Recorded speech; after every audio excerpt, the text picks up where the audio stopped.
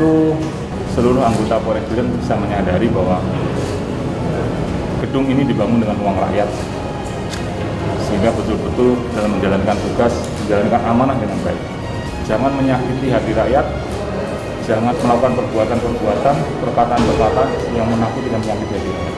Tidak boleh. Harus betul-betul menjadi polisi yang melayani. Harus betul-betul menjadi polisi yang mengabdi kepada kepentingan masyarakat.